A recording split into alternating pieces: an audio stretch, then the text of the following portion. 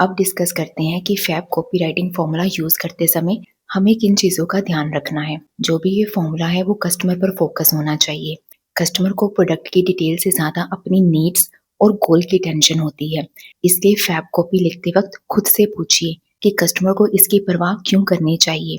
इस क्वेश्चन से सिर्फ ना आपको फीचर्स लिखने में हेल्प मिलेगी, बल्कि आप मीनिंगफुल बेनिफिट भी इजीली जॉट डाउन कर पाओगे। उसके बाद आपको फीचर डंपिंग से बचना है, मतलब एक के बाद एक फीचर की लिस्ट नहीं लगा देनी। अगर आप कंटेंट राइटिंग कोर्स की मार्केटिंग कॉपी लिख रहे हो, उसमें लिख दो इसमें 50 वीडियो लेसन्स भी हैं, लाइफ टाइम एसेस है, डाउनलोडेबल रिसोर्सेज, असाइनमेंट, सर्टिफिकेट। ये इन्फॉर्मेशन तो दे रहा है, लेकिन कस्टमर को ये नहीं बता रहा उनके लिए ये यूजफुल कैसे हैं। But as a good copywriter आपको फीचर के पीछे का एडवांटेज और बेनिफिट भी एक्सप्लेन करना है।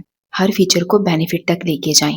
मीन्स अगर आप कोई फीचर मेंशन कर रहे हो तो ट्राई करें कि उनको कस्टमर के फाइनल रिजल्ट आउटकम से कनेक्ट करें। इससे कॉपी ज्यादा पर्सुएसिव एंड कस्टमर फोकस बन जाती है। एक ही मार्केटिंग कॉपी में डिफरेंट कस्टमर को डिफरेंट बेनिफिट इंपॉर्टेंट लग सकते हैं। फॉर एग्जाम्पल, अगर आप अपनी मार्केटिंग कॉपी में लिख रहे हैं life time assess of a course, तो स्टूडेंट एंड वर्किंग प्रोफेशनल के लिए इसके अलग अलग बेनिफिट है। स्टूडेंट को ये लगता है कि वो अपनी स्पीड के अकॉर्डिंग कोर्स कंप्लीट कर सकते हैं, और अगर वहीं वर्किंग प्रोफेशनल की बात करें तो वो ये सोचते हैं कि उन्हें जब भी टाइम मिलेगा तब वो दोबारा लेसन रिवाइज कर लेंगे, क्योंकि कोर्स एक्सपायर नहीं होगा। तो इसलिए अपनी टारगेट ऑडियंस को समझना बहुत इंपॉर्टेंट है।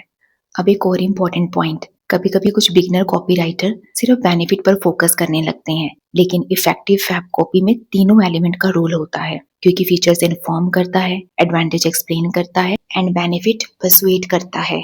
अब नेक्स्ट क्वेश्चन ये आता है कि फैब कॉपीराइटिंग फॉर्मूला इफेक्टिव क्यों है, ये काम क्यों करता है, इस फॉर्मूला के पीछे क्या रीजन है, क्या साइकोलॉजी वर्क करती है, उसे समझते हैं। देखिए, अभी हमने जो मार्केटिंग कॉपी रेडी करी थी, इससे ये क्लियर हो गया कि रीडर प्रोडक्ट को उसके फीचर, स्पेसिफिकेशन या टेक्निकल डिटेल की वजह से बाय नहीं करता, बल्कि वो बाय करता है result, solution, improvement, better experience और कन्वीनियंस जो उसे इस प्रोडक्ट से मिल रहे हैं। जैसे हमने बिगनिंग में भी डिस्कस किया था, लर्नर सिर्फ इसलिए कंटेंट राइटिंग कोर्स ज्वाइन नहीं करता क्योंकि उसमें उसे 200 या 500 वीडियो लेसन मिल रहे हैं। वो कोर्स इसलिए ज्वाइन करते हैं क्योंकि वो कंटेंट राइटिंग सीखना चाहते हैं, अपनी राइटिंग स्किल इंप्रूव करना चाहते हैं, फ्रीलांसिंग या जॉब के लिए रेडी होना चाहते हैं।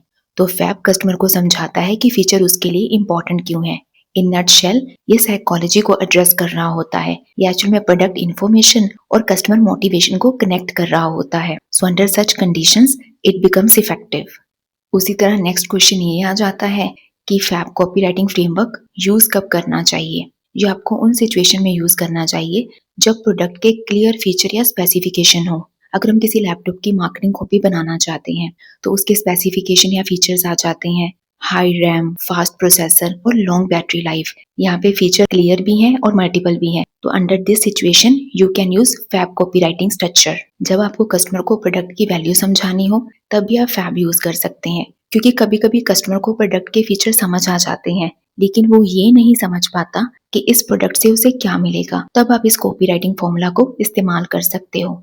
इसके अलावा जब आपको एक्सप्लेन करना हो कि प्रोडक्ट प्रॉब्लम कैसे सॉल्व करेगा, एंड फाइनली जब आपको प्रोडक्ट फीचर को कस्टमर आउटकम से कनेक्ट करना हो। फैब कॉपीराइटिंग फॉर्मूला से कॉपीराइटर प्रोडक्ट के फीचर को अपने कस्टमर के लिए एक वैल्यूएबल मैसेज में कन्वर्ट करते हैं। कस्टमर को सिर्फ ये बताना इनफ नहीं है कि प्रोडक्ट में क्या है, उसको ये भी समझना होता है ये मेरी लाइफ में क्या इम्प्रूवमेंट लाएगा। तो फैब फॉर्मूला एग्जैक्टली ये कनेक्शन क्रिएट करता है। एंड लास्ट में आ जाता है आप फैब कॉपीराइटिंग फॉर्मूला को कहाँ यूज कर सकते हो।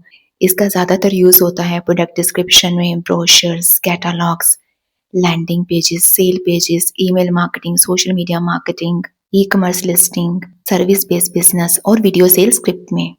तो गाइस, ये था आज का फैब कॉपीराइटिंग फ्रेमवर्क, जिसने हमें ये बताया कि फीचर्स ने इन्फॉर्मेशन दी, एडवांटेजेस ने वैल्यू एक्सप्लेन करी, बेनिफिट ने कस्टमर को एक्शन लेने के लिए मोटिवेट कर दिया। जब आप फीचर्स को कस्टमर बेनिफिट के साथ कनेक्ट करना सीख जाते हो तब आपकी मार्केटिंग कॉपी ज्यादा persuasive, clear and customer focus बन जाती है।